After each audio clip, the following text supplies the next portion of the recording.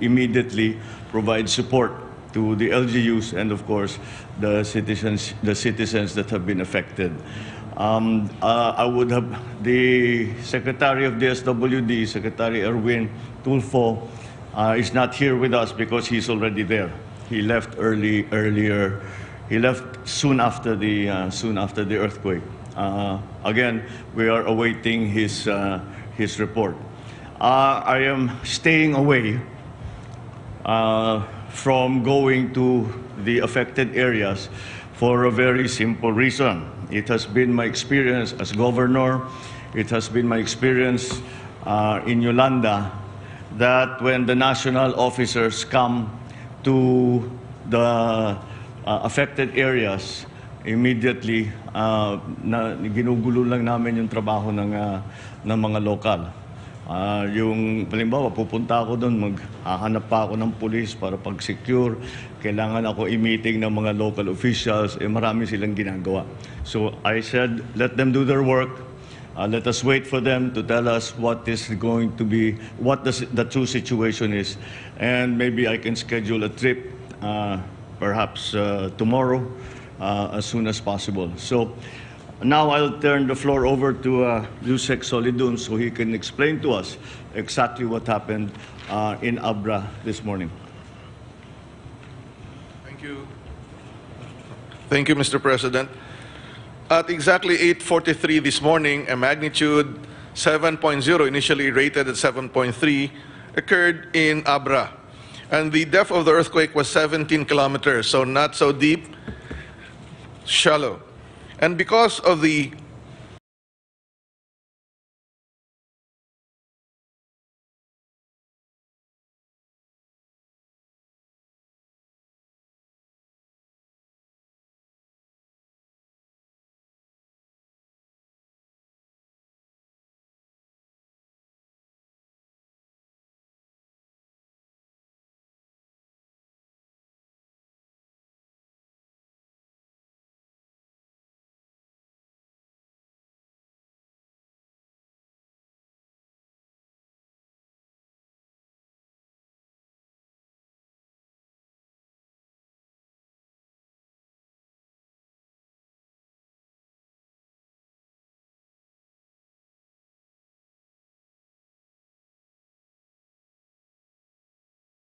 magnitude of the earthquake, we consider it as a major earthquake. Anything greater than 7 is a major earthquake, and we would expect significant effects of this event. First, on the reported strength of the shaking, so far, the maximum intensity reported to us would be intensity 7 in Bocloc and Manabo, Abra, and this would be manifested by damages to houses and buildings and landslide, especially in the mountainous region. We also noticed intensity 6 in Vigan and other towns of Ilocos Sur like Sinait, Bantay, San Esteban, and in Nalawak, Pangasinan, and even Baguio City, and that would be nearby La Trinidad. The reason why there was significant damage in Vigan is that the foundation of the city is essentially sandy because of the big river that would flood the area from time to time. So there was amplification of the shaking, and many of the churches and historical buildings were damaged. Now, landslides are a problem, especially not only for earthquakes, but during rain. So we have to make sure that areas that are affected by landslide and starting or incipient landslide should be avoided. Towns should actually investigate houses and buildings that were damaged to see if they can still be usable, and even those that don't have very obvious damage. So this will be the work po ng mga local engineer. There was a reported unusual wave in the coastal areas of La Union and Ilocos. This was not a tsunami po, no? Because a tsunami would be very high waves because of the uplift of the ocean floor due to an earthquake in the ocean. What happened was there was shaking of the island, and the water, coastal water, was shaken, so there was a minor seawater oscillation. Some of the waters actually entered some of the river. Mr. President, yun lang po report natin. All right, so that is the initial report from PhilVox on what has happened. Siguro next I will ask Secretary, no, unahin natin ng DILG because I want to hear also, hindi ko pa narinig ang mga report na galing sa mga local government at saka sa mga pulis natin. So maybe Sec Benher, you can brief us on what they have reported to you. Magandang hapon po, Mr. President, at sa lahat po ng mga nanonood, nakikinig po ngayon. Ito pong mga data na ito po'y kinumpile po natin. Ito'y galing sa mga local chief executives ng mga LGUs and of course galing sa PNP at galing sa mga FAR. Cross-reference po namin ito nang sa ganoon ay talagang ito'y eksakto po at tama. Ang affected regions po ay 1, 2, and CAR. 15 provinces are affected, 15 cities, 280 municipalities, 6,756 barangays. Ang initial reports po are there are road closures in some parts of Abra, power interruptions in Abra and Benguet, intermittent communication lines in Region 1, landslide in some parts of CAR, minor damages in other regions. Ito po ang initial report sa CAR. 29 municipal roads were damaged. 3 bridges in Abra are also reported to have been damaged. 173 buildings, both private and government, were also damaged. 58 reported landslides, most of which occurred in Abra, with 31 reported landslides. 60 injured. And so far po, 4 po ang nabalita ang nasawian ng buhay, 4 deaths. Of these 4, 2 are in Benguet, 1 each in Abra, and Mountain.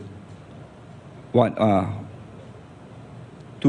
in Benguet, 1 in Abra, no? Yung sa Mountain Province po, ang cause niyan pagguho ng lupa. Pagguho po, opo. Sir, if I might also add, Mr. President, no, para lang, sandali lang po. Para lang pong maano po natin,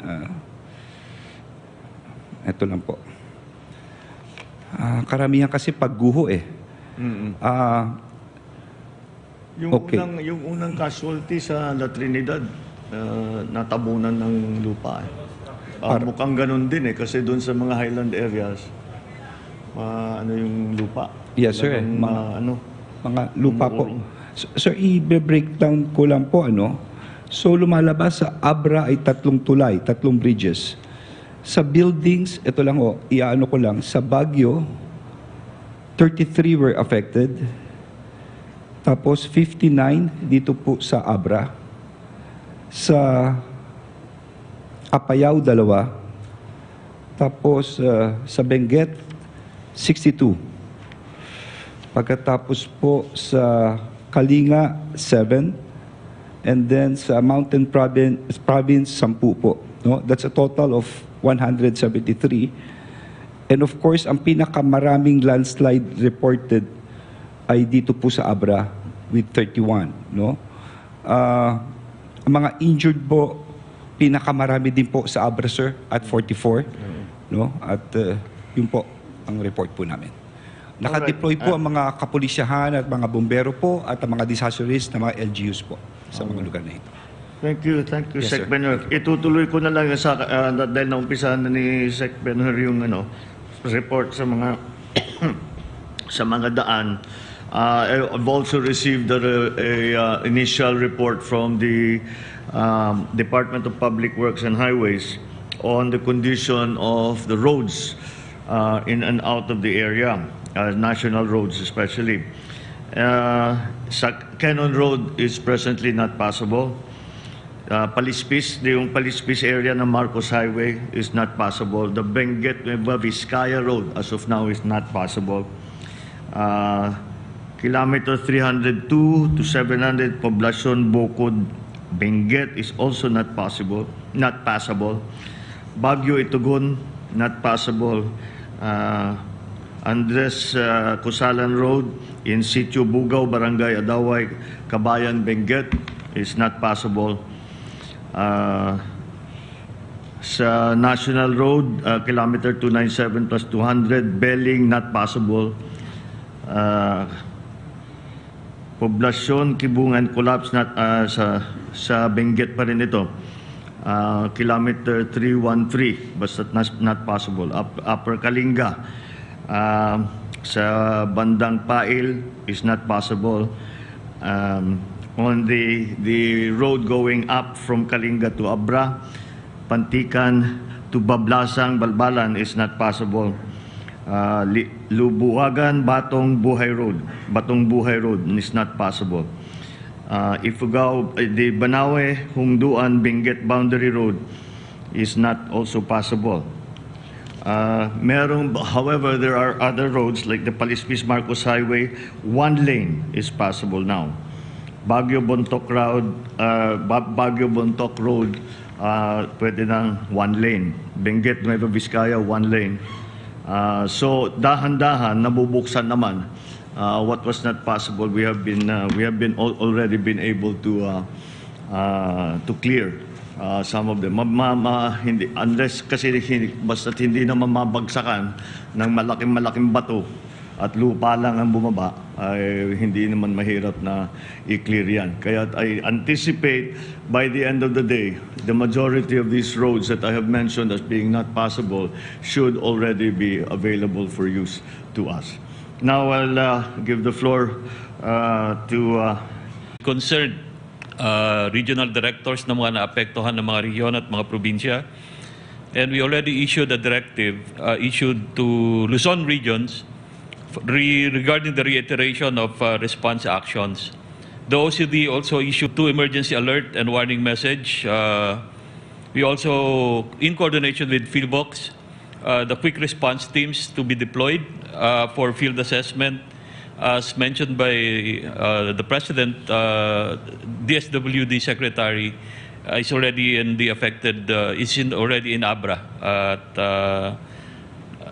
for the relief assistance. Of course, yung Armed Forces of the Philippines prepared assets for mobilization already. We are talking about air assets, and we could add more kung kinakailangan pa. But we have a number of assets, air assets already positioned in the area in coordination with the Northern Luzon Command. And the Philippine Navy assets are on standby already, sir, in Subic kung kakailanganin pa, sir, ito. Then, of course, the available relief items from the Office of Civil Defense is already ready and prepared.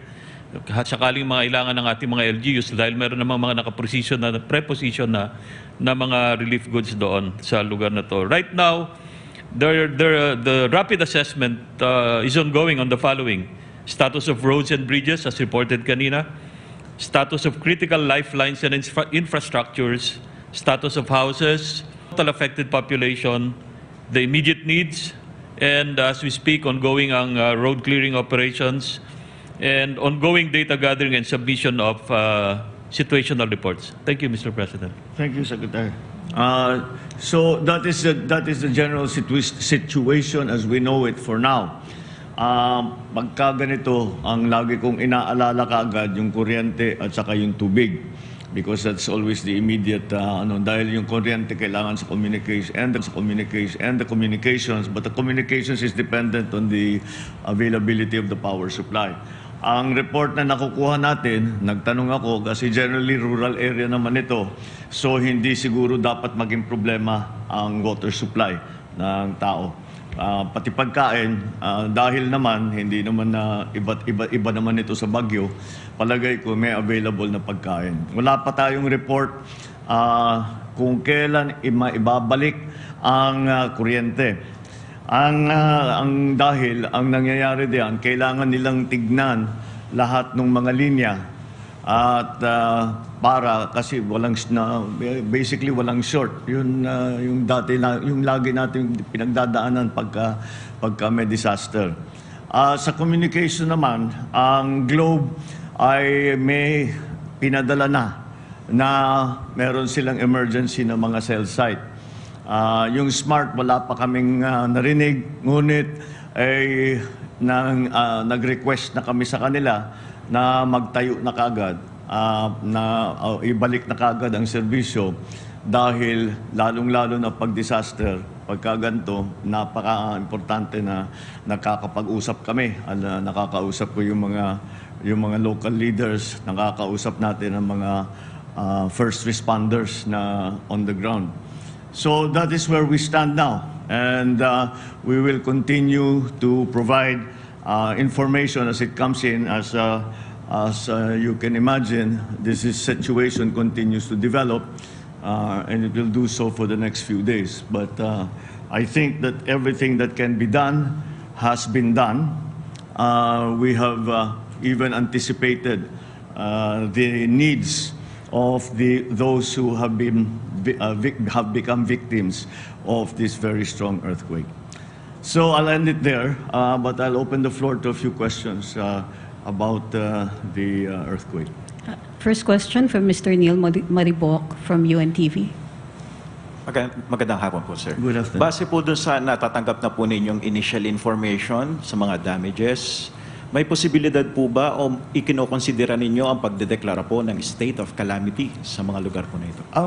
Generally, ang SOP dyan, ang state of national calamity, pag apektado ang tatlong region, automatic yun. Hindi naman naapekto ng tatlo. So far, we can say that it's Region 1 and CAR. So I don't think it's necessary right now to declare a national emergency. However, depending on the information that comes back, I'm sure marami pa tayong magbabalitaan, marami pang impormasyon na hindi pa nakarating sa atin. Baka mangyari yun. I hope not. Kasi sana limited na nga dito sa Abra hanggang sa Ilocos Sur, Ilocos Norte, La Union. Yung mabigat yata yung sa amin sa Ilocos Norte, I spoke to the governor. Sabi niya mukha namang so far may structural damage, wala namang kaming casualty. Yung La Union, yung sa Ilocos Sur, I'm sure nakita niyo yung Bantay Church na malaki ang damage. Meron din structural damage sa mga bahay. Sa La Union naman mukhang hindi gaanong tinamaan. Perhaps because of the terrain structure as explained to us by Yusek Solidum. Iba siguro ang pinapatungan ng mga bayan doon sa La Union. So anyway, and now of course we know what has been happening in Kalinga, in Benguet, and in Baguio City, mukhang mukhang natamaan ng malakas. So we have to wait for those reports. But right now, hindi pa nangangailangan ng magdeklara ng national calamity. Thank you, sir. Thank you, Mr. Neil. Ms. Pia Gutierrez, ABS-CBN. Hi, sir. Good afternoon. Sir, base po sa report ng Pag-asa, meron po silang mga binabantayan na weather disturbances that will affect mostly yung mga areas na lubhang tinamaan po nitong lindol. So, sir, what are your directives, sir, to the government agencies to prevent further damages and loss of lives? Good question. Kinakatakutan namin baka umulan. And kasi siguro naluwag na nga, there'll be a great danger again of landslides. So binabantayan natin yan. Usually naman, na-identify natin kung saan yung areas of risk. So pwede nating bantayan. Huwag sanang umulan, at least for the next 2 days, para makapag-stabilize tayo ng lalo na yung mga daan, pati yung para ma-inspeksyon na rin yung mga bahay if they are safe to go back to. Pero siguro hindi pa ngayon. Dahil even if they are structurally safe to return, magkakaroon pa tayo ng aftershock. Baka doon naman magka-problema. If you remember, a while back, during the earthquake in Baguio, maraming namatay kasi kala nila tapos na, pumasok sila. Inabutan sila ngayon ng aftershock. So that's what we are watching out for, both in the structures and in watching the danger of landslides. Maraming salamat, sir. Thank you. Ms. Cathy Valiente, Manila Times. Yes, sir. Mr. President, good afternoon po. Good afternoon. Para po sa kaalaman lang po ng ating mga kababayan, where were you po and what were you doing when the earthquake happened? I'm sorry? Nasaan daw po kayo, President, during the earthquake? I was in my office. Naririnig ko yung may chandelier na yun ang guide namin dito sa palasyo. Pag narinig ko yung chandelier na kumakalansing, then ibig sabihin may lindol. But it was very strong. It's stronger than the usual. Yes, sir. Follow-up lang, sir. What can the government do to ensure daw po yung National Building Code is enforced? Will you push for a review of the code? And lastly, sir, will you ask the Congress to pass the bill on departments? Yes, precisely. Because as I said in the SONA, we have to recognize that we are disaster prone. And that's why, which leads me to the answer to your previous question, which is we have to be certain that our planning, hindi na natin mapalitan yung mga nakatayo na, but our planning for the future should include all the mitigation, all the science and the knowledge and the learnings on the mitigation of these kinds of disasters. Iba naman yung lindol, the real problem with the earthquake is hindi talaga tayo makapag-predict ng lindol. At least yung bagyo may warning. Yung lindol talagang bigla. So we just have to deal with it that way. And if we can make get that balance between cost and the mitigation requirements ng ating building code, so that we are safe when the earthquake comes or malakas na bagyo, then that is what we will have to do. Sorry, sir. Thank you. Will you push po for the passage of the Of the? yung sir, Bill on National Disaster Resilience Yes. Department, sorry. We mukhang, I don't like to say it, pero mukhang mapapadalas ito eh. Not the earthquake, pero yung weather, lalo yung extreme weather. Kahit hindi bagyo, yung masyadong, nakikita nyo yung sa Europe, nakikita nyo sa Amerika, baka naman abutan tayo ng ganyan, yung napakainit masyado. So these are the things that we have to be careful. We need more capability than we have now. Magaling na tayo sa bagyo, marunong na tayo sa lindol. Pero ang mga dangers the dangers that the effects of climate change present are different. That's why we need a specialist agency. Thank you, sir. Thank you. Ms. Tuesday New, DZBB. Good afternoon, Mr. President. Good afternoon. Apo, so far po, nabigyan niyo na kami ng initial scenario na pwedeng ibigay ng national government sa mga affected residents, lalo na po yung mga nagiba ang bahay, bumagsak ang bahay. Papagawa din po ba yung kanilang mga bahay, sir? Papagawaan yung? Mga bahay na nagiba. Tutulungan kami, siyempre. The immediate, lalo na sa lindol, ang immediate concern is shelter. Yes. Kasi nga, kahit na titignan mo yung bahay, mukhang matibay, hindi mo malalaman hanggang na-inspeksyon na mabuti yun. So we cannot allow people to return to their homes yet. Because it's dangerous. That is one of the problems. Because ang tendency ng tao, pagka umalis ng kanilang tahanan, ay babalik ka agad yun. Kasi para hindi alam nyo na yun, para walang masira, walang makuha, walang whatever. So we have to explain to them that kailangan muna ma-inspeksyon yung kanilang mga bahay, at bukod pa doon, kailangan na muna natin antayin na medyo matapos na yung mga aftershocks.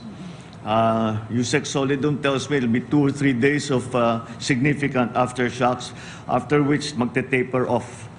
So antayin na natin yung ilang araw. In the meantime, it is up to us, the government, to provide shelter for them, to be able to feed them while they are in the shelters, and to inspect their residences, their places of business, para makita natin kung pwede na silang bumalik, pwede magtrabaho ulit, pwede na bumalik sa kanilang mga bahay. Follow up lang, sir. May panawagan po ang FIVOX kaninang umaga sa local government units na seryosohin po yung pag-inspeksyon sa mga residential houses, not just buildings and other establishments. Would you issue a directive po sa DILG na gawin po itong at least regular inspections sa mga residential houses sa kanilang areas? There's no need. There is already an existing procedure for that. Ang problema, hindi masyadong nagagawa because we actually at the local government level meron tayong mga engineer pero not necessarily qualified sila para tumingin sa building at sasabihin safe ito pag nagkalindol hanggang Richter scale 6 pwede ito hanggang ganito wala tayong sa local level wala tayong ganun kaya hindi nagagawa. So we will just have to, I think the better way is to educate people na wag kayo magtatayo ng bahay sa delikadong lugar. Make sure that maayos yung mga materials na ginagamit at maging matibay para pag sakali mang magkalindol o magkabagyo o ay hindi naman kayo mabiktima. So yes, it's something that we would like to be able to do. We have yet to have the capability to do it extensively. Sa urban areas nagagawa, pero sa rural areas hindi gaano. Thank you, sir. Maraming salamat. That's all for Thank today, Mr. President. Yeah? Yeah. That's it? All right? Oh, there's one more. Oh, yes, okay, go ahead. One. Thank you, Mr. President. Katrina Domingo from ABS-CBN News. Mr. President, we have an initial assessment regarding the cost of infrastructure and agricultural damage incurred after the quake. Wala pa. We haven't yet gotten the estimates. That will take some days. Kasi kailangan yung mga sa agriculture, yung mga upag, mga MAO, kailangan iikot yan sa lahat ng lugar. Again, ang worry ko dito ay hindi yung tanim, kung hindi yung irrigation systems, kung ano yung nasira. Kasi pag lindol, yun ang tinatamaan eh. And then, yeah, that for me, in terms of the agricultural sector, that for me is going to be the greatest concern. Sir, kasi malapit ng taniman. Sir, two-prong follow-up question. First, aside from the provision of shelter and food, will the government also be providing cash incentives or cash allowances to rebuild their homes?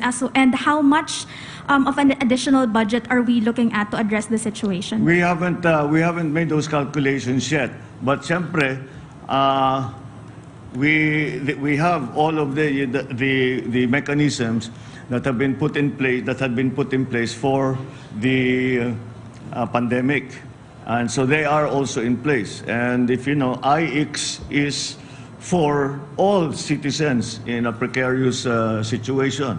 So it does not necessarily mean that they got sick with COVID. It means basta't nalagay sila sa alanganing posisyon. So that will apply. Siguro that will be most relevant to those who have for whatever reason yung mga kanilang mga opisina or yung kanilang mga tindahan ay nasira, hindi sila makapagbukas. Mga ngailangan talaga dahil wala silang hinahanap buhay. So I'm sure the social programs will then come into play. Definitely, sir, we have an available budget. And do we have a ballpark figure of how much we can still spend? I think especially in terms of what we're anticipating after this earthquake, I think we should be able to cover it. Thank you, sir. Salamat. Thank you. Thank you all very much. Good afternoon. Thank you.